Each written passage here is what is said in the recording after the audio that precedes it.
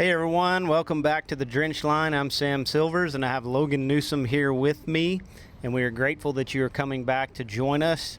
If you haven't subscribed yet, we encourage you to do that. Find the Drench Line podcast on Spotify, Apple, YouTube, and all the social platforms. Big day here on the Drench Line podcast. Yeah. We are live in San Antonio, Texas. Just got done with... Go ahead and tell the folks where we've been spending the past 2.5 hours. 2.5 hours interview with Dr. Brian Faris, San Antonio Livestock Show and Rodeo competitive director. We got front row parking passes. Yep. Free entries. Yep. And lifetime rodeo passes, right? Yeah, I think absolutely. that kind of nails it all. Give it all to us. Yeah, not really. We all know how that goes. We did not get any of those things, but we did have premium pass for life. Yeah, we have. Don't bother putting in your premium passes into the randomized drawing because we snatched them. We saw them all sitting on the counters. We just thought we'd go ahead and grab them. Yeah. That's a joke. That is 100% a joke. We joke. know that some of you folks take things super duper serious. But we did have a great dialogue, great conversations, great lots of insights. Agree to disagree on some stuff, agreed on a lot of stuff. Felt good about it whenever we left. Yep. It was good. It was a good day, and now we decided to sit here riverside at the Riverwalk, answer a few Q&As, see what some folks got. Yeah. So be sure to check out episode 10. I think it's what it's going to be. It's going to be a lengthy one, but it's going to be a good one, featuring Dr. Brian Faris, Executive Director of the Livestock Show at the San Antonio Livestock Show and Rodeo. So good content there. So this is a follow-up to our episode 9. We didn't get through all the questions last time, so we're going to try to answer some more of those. Thank y'all again for submitting all those questions. We appreciate them, and we're trying to get through all of them, but it's been a lot. So with that said, we're going to get into some of these and we'll kind of pick up where we left off on episode 9. I don't remember exactly where we left off, but I think the one thing that folks listening keep in mind, we're 1st of August, we're getting back, kids are going back to school. Think about where we're at within the program. So we're probably going to answer some questions again, that you might have taken care of or that might feel like we're a little bit behind. Some of you guys, if you're just now getting back to school and you are putting sheep and goats on feed, start from the beginning.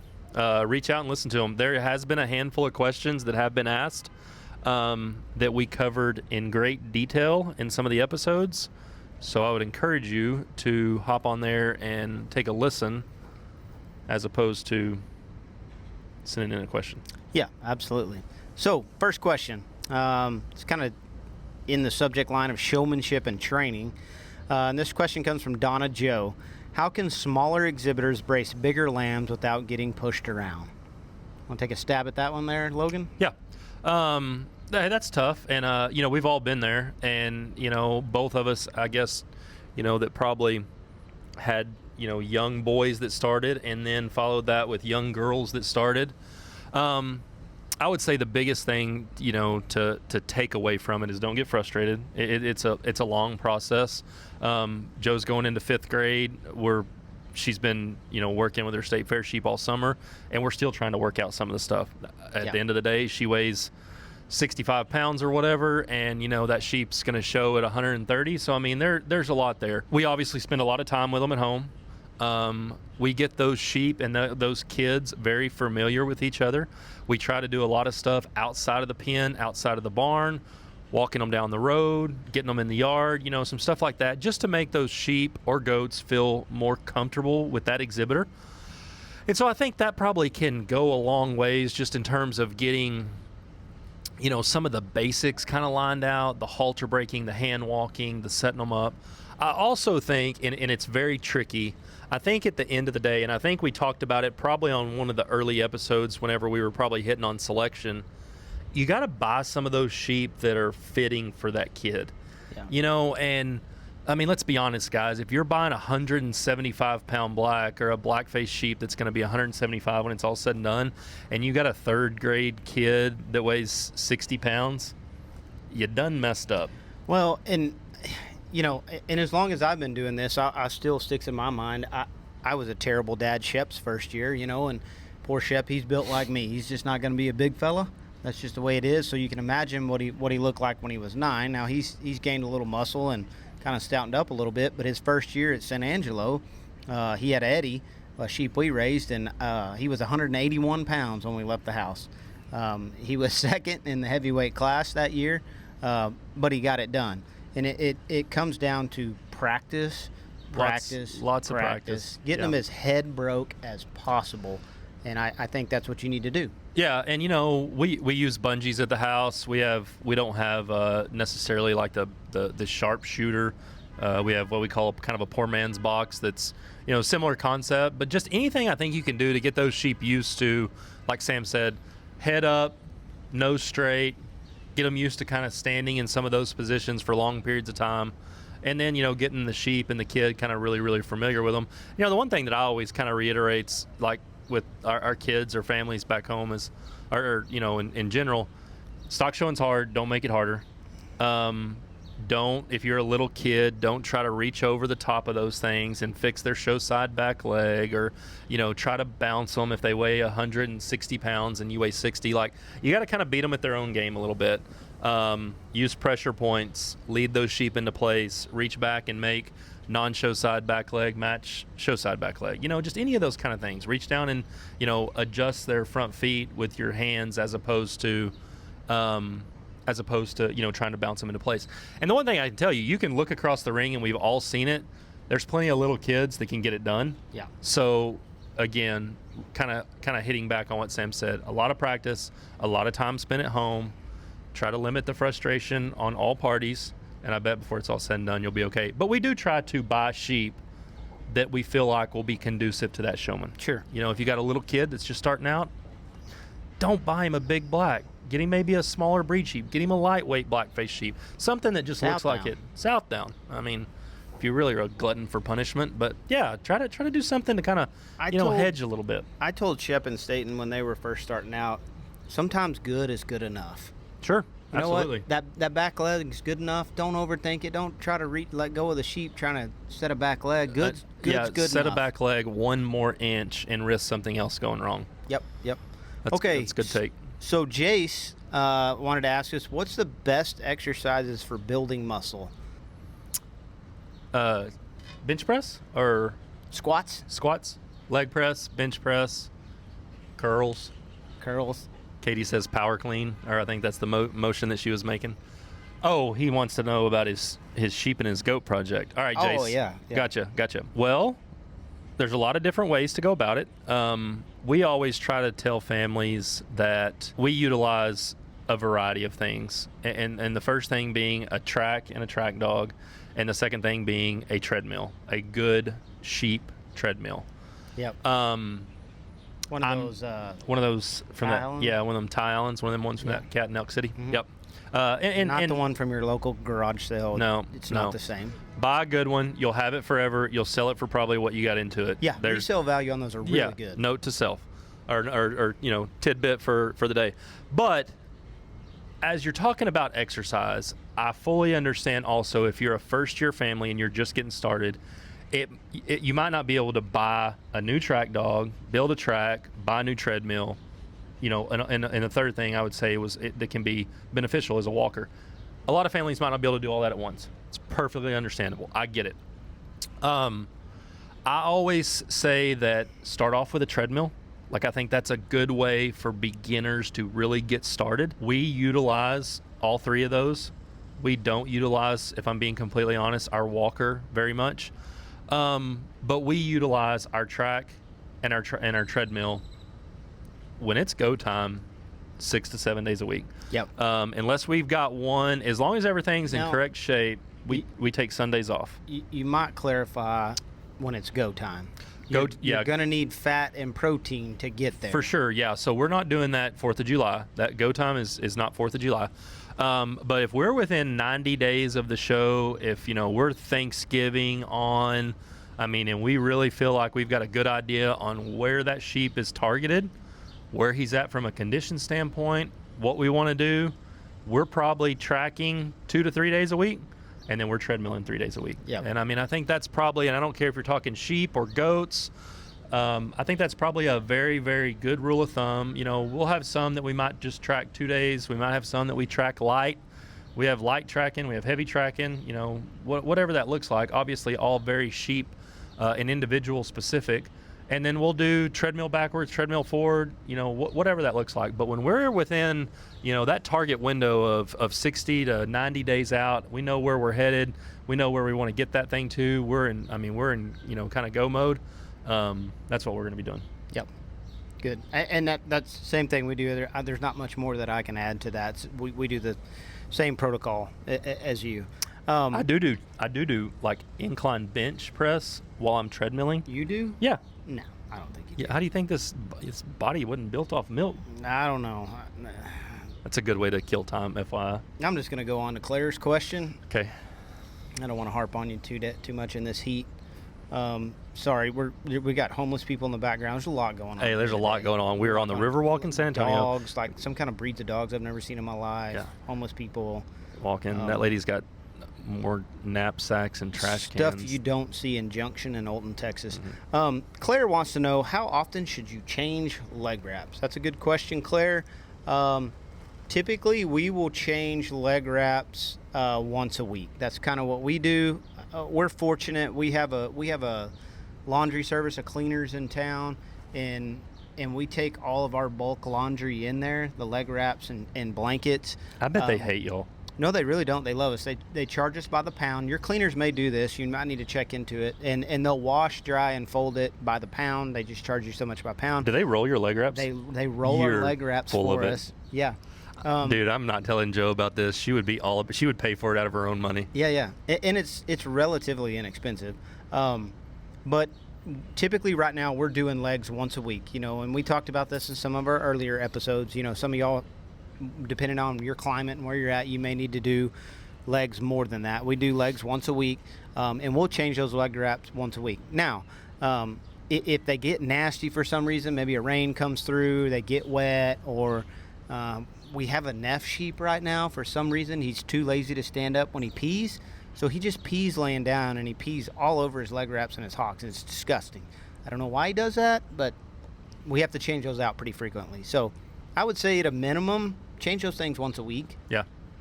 We don't have we have a laundry service in town, but I've always been I usually try to wash my blankets like late at night so that they won't know who I am, and filling up their facilities with all the sheep and goat trash and urine or whatever. But we have a washer and dryer in the barn, and that's why I say Joe would love to know about this laundry service you speak of, because that's usually her job.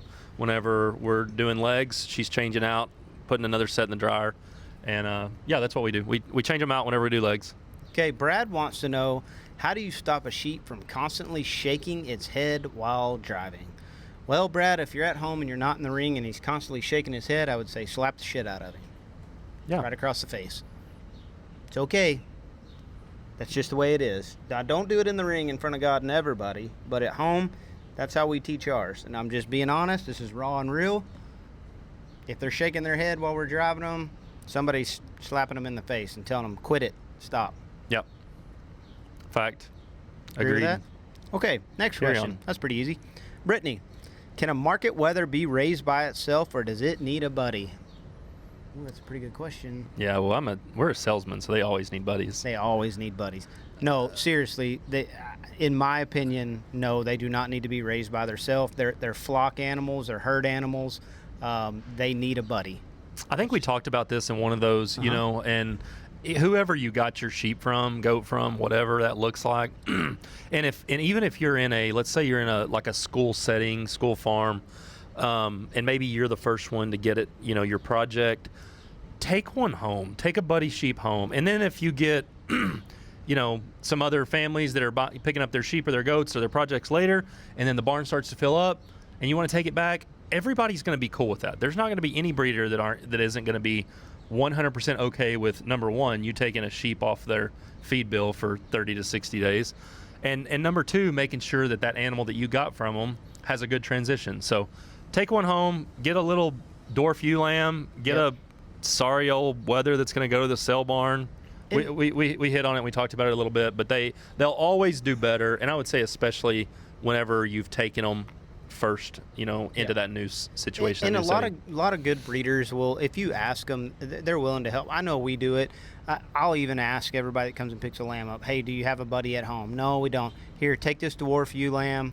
Maybe they have a younger sibling that they like leading around and making a pet out of it.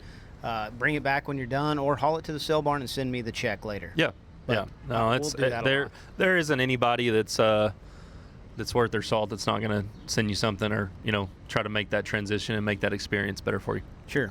Sean wants to know, can you walk us through a Texas timeline so those of us in the Midwest can adjust it for our own show season? That's pretty tough. Yeah, really is. And I think the biggest thing is, you obviously have, and I think you can even see this, it's two totally different types of sheep. It's two totally different feeding plans and programs and kind of what, the goal trying to be. We're ending at, somewhere between end of January and the first part, or let's say to the middle part of March by the time we get through Houston and Austin. And, those guys are obviously hitting late summer fairs. And, as fallborns have become more and more relevant, I think they're, the age of the sheep that they're showing in the Midwest has obviously, gotten a little bit closer to what we're seeing and, maybe what we're accustomed to. But I think at the same time, those guys are in such push mode from day one. Yeah. Like they are trying to get them big enough, trying to get them fleshy enough, trying to get them to the point that they can be, big enough or mature enough to win. In Texas, we probably are more along the lines of we're in push mode, and then we kind of might cruise and coast for a little while, and then we might push a little bit.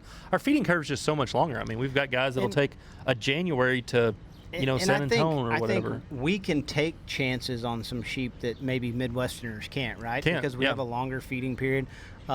We can fumble a little bit, if you will. If something goes wrong, something gets sick, we can kind of get them back right and get them there where they need to be. Whereas if you're in the Midwest, I mean, you got to be on the gas from the word go, and you can't bobble or mess up too much because your feeding window is so short. Those things have a hiccup, and they turn into a 110-pounder that somebody calls and sends to Texas. I mean, that's the reality. It just, it is. I'd say it's two totally different programs. It's two totally different sheep. Endpoint goals in the game are all still the same, I would say, but it's just very, very different in terms of what has to happen for one to get big enough for Ohio State Fair at the end of July. And the luxury we have of that longer feeding curve, getting into some cooler climate, months, letting those things really kind of take off and catch a gear, just all of it. I'm not envious of the Midwesterners. No. I don't think the Midwesterners are probably envious of how long we have sheep on feed. Just two totally different games. Yeah, and it's tough. Great question, Sean. I hope we could help you out a little bit there, but you're in a tough situation. I would say, you're going to need to step on the gas on them things as fast as you can and get them chubby as quick as you can and get protein in them and try to lean them up and exercise them as quick as you can. Yep. So there's some questions that we're saving. Now, there was several questions that we felt like deserve an entire episode. And we want to kind of tease you a little bit with some of those, but breaking into the Texas sheep market as a Midwest breeder. Plenty of opportunities. Yep. Building relationships with traders. We felt like that could be a whole episode. Yeah. Fake sale pictures and evaluating livestock online. 2 episodes. Yep, 2, maybe 10. Yeah, we could talk about that all day. Judging trends and hiring judges. That's probably a whole season right there. AI breeding, we want to do a whole episode on that. We're working on that. But, those guys that we want to get on here are in the thralls of it right now, and they're not going to have a break. I talked to Matt the other day. He hasn't been home in, 2 months, 2.5 months. That, we did obviously whenever we were in Corpus, kind of hit on, whenever we were talking about hot bucks and, the stuff that everybody's kind of chasing and kind of, I guess a little bit of a brief insight into what each one of us were doing within, our own programs in terms of flushing and AIing and IVF. But that is obviously can go into an entire episode because that's a topic and it's an issue that all of us are trying to be better at, trying to be more efficient at, trying to have more success. Whenever you buy a jump of semen at, somewhere between $500 and $7,500, like, you want to be good at it. And so that is one thing that I'm humbled enough to admit, that I'm like, hey, if you got something that's working, I'm not afraid to try it, because anytime I can get a handful of more used bred, or we can have a little more success, or we can bump that percentage up on conception from 65 to potentially 75 or whatever, we'll always take any sort of advice we can. So that's right. That's big in the game right now. AI is the play. And lastly, more detailed health and doctoring discussions. We felt like maybe we can make a full episode out of that. So just know that we're looking into those as full episodes, and stay tuned with us. Stay tuned with us on those to see those coming out. Okay. Anything else that you want to add in? Anything that you're seeing? What about stuff that's going on at Silver's? Have you started making cuts yet? Yeah, I started making some cuts. I'm kind of, it's coming. I would say by September, we're gonna cut a few out of the barn. Yeah, we did some tail jobs last week. Kind of want to get them healed up, see what they're doing, make sure we're not making any mistakes there before we cut something loose. But yeah, we are. What about you? Making some cuts? Oh, I went to the Medina Meltdown and got my ass whipped by you. I cut everything. I just figured I'd start over. Logan's new name is Scratch, by the way, and not because he's a scratch golfer. It's because he's Scratch Show B. He was scared of me. I got throttled on so bad. I just said punt. I know that sometimes, whenever you watch some of them football teams, you see whenever they're like, you're kind of right there about the 45, and you really want them to go for it, but then you see that punter run out, and you're like, yeah, that's probably the good move. That's the good play. Now, in Logan's defense, if there's one human being on this earth that scares me, what I found out on Logan is when you do that to him once, he is not going to let that happen to himself twice. So next time he comes out, he's going to have all the claws out and the weapons out. Oh, that looked like Briscoe Black. That's exactly what I thought. Briscoe Black walking down I wouldn't be surprised. I'm sure Catherine's at home, and Briscoe and Colton are probably school shopping or something today. Yeah, exactly. So that's probably, I was curious, kind of, we've talked, and the last month, 45 days, I guess, with episodes have been a little off of our normal train of the things that are happening at home, but it's been hot. We finally, summer all of a sudden decided to show up. So one of the main things, we're trying to keep stuff cool. We're rough shearing stuff. We're trying to keep things healthy, keep them growing, trying to combat any sort of parasite pressure, coccidiosis, anything that kind of sometimes has a chance to rear its head whenever you kind of get some of that, whether you want to call it heat stress or whatever, respiratory stuff. Yep. Just any of it. It's the time of the year that, man, it can really show up. So I would encourage you guys that are listening to make sure you're on top of that. It's something that can be mitigated and managed if you are punctual with it. I think, I'm not going to say easily, but it's definitely something that can be taken care of. But screwworm deal kind of seems like it's... Yeah, I think it's, I haven't heard anything lately on it. I want to say that maybe the sterile flies are doing their job. They maybe must be, yeah. Producers are staying vigilant. Not a lot on it lately. I think the latest thing, and maybe we need to do an episode on it, is there was a confirmed scrapie case up in maybe Utah. Somewhere, yeah. Oregon or Utah, I don't know where it was at, but I would assume that there's going to be something come out. They're probably going to start watching a little harder on this codon stuff now. Yep. So that's something to keep on the cusp of, or in the back of your mind there. Yep. Yeah, no, for sure. That's seems like some of that stuff. I'm not going to say by any means that it has been removed or regulated or whatever you want to call it, but it does seem like some things might be working. Some actions that have been put in place might actually be helping. So we're exercising hard. Yeah. I mean, we're especially without question, those fall fair, state fair age deals. I mean, those things are in go mode. We're exercising, we're pushing hard, but even those ones that, man, we got our San Antonio sheep, our Houston sheep, those options, we got them broke to the track. I'd say we're fairly broke to the treadmill. We kind of got those things, whether they necessarily needed to be on an intense regimen yet or not. We got some stuff going because, like everybody, school's starting back. Days are going to get shorter. Time's limited. So we're trying to knock out some of that stuff that that we can get while we still got some free barn help around. And then I guess we'll kind of get ready for a handful of these fall fairs. We got a few of these shows coming up. Are y'all going anywhere? I don't. Oh, you'll probably find you usually go to one of them 12 head jackpots about this time of year and win you some stuff and pick on folks. You went to the same jackpot. Not really, but you are gonna probably go. Are you gonna go try to win you some fishing gear at that deal Turkey next farm? weekend? Yeah, Turkey Farm. Well, the other show, the B show, pays $1,000 to win it. Yeah, so we'll probably use over to Fredericksburg, try our luck at that deal. West Texas Fair, that's usually probably ours. Boomtown, those guys out in Andrews do a good job of being very, very supportive of the kids and that program out there. So yeah, we got you got options. That's what I'd tell you guys. If you are out there and you have not gotten your sheep in the ring yet, you better get after it. Yep.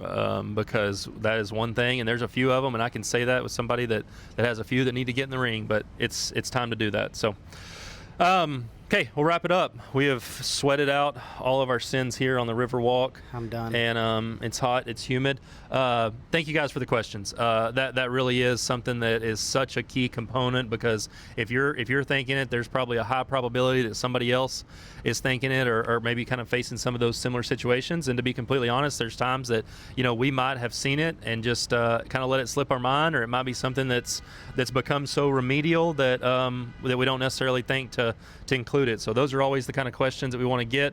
Keep submitting them. Drenchline.com. Shoot those things over. We'll try to get to them. We got a handful of them knocked out in these last 2 episodes, but there's still a pile of them. So we'll make sure that we're staying punctual on that. As always, follow us on all major platforms: YouTube, Spotify, Apple Podcasts.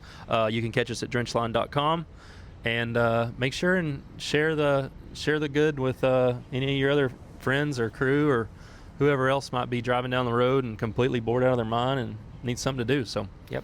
Thanks again. Yep. Take care, guys.